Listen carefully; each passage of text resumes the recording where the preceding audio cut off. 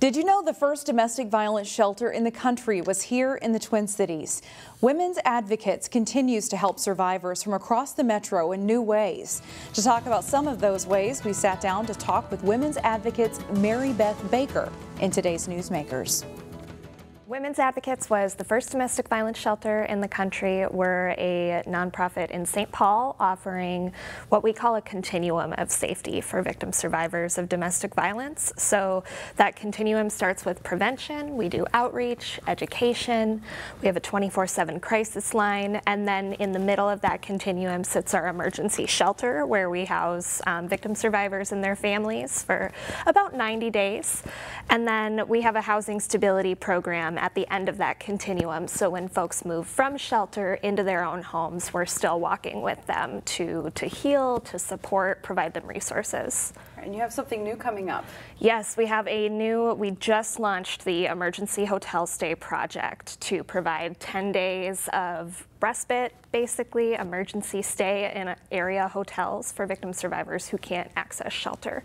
And these hotels are all over the metro area? They're all over, so we can really meet survivors where they are, or we can place them, if where they are is too dangerous, we can place them somewhere else in the metro entirely so that they are somewhere safe.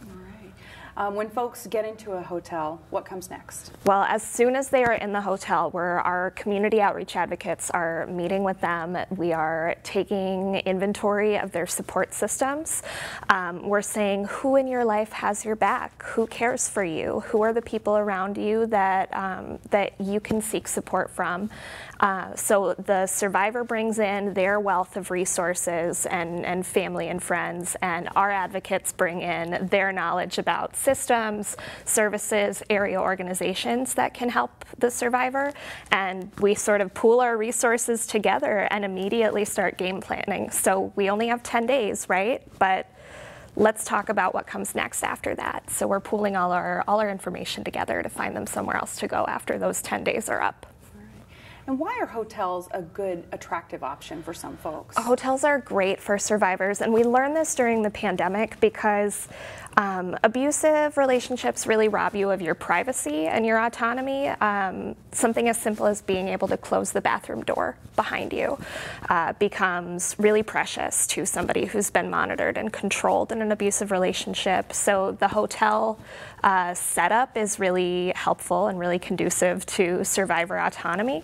But putting survivors in hotels also allows us to serve people who aren't typically served by the standard women's shelter. So men, trans folks, gender non-conforming people, it allows us to be a lot more inclusive and expansive in our services, because we know that it's not just women who are experiencing domestic violence, but there are so few shelters and services for folks who aren't women. If somebody's interested in following the work and what you guys are doing with Women's Advocates, what should they do? Yeah, if you're interested, if you want to learn more about Women's Advocates or learn more about the hotel project or learn more about domestic violence in general, you can go to our website, which is wadvocates.org, and that'll take you to our whole list of events, who we are, what we do. You can learn as much as you want about us. All right.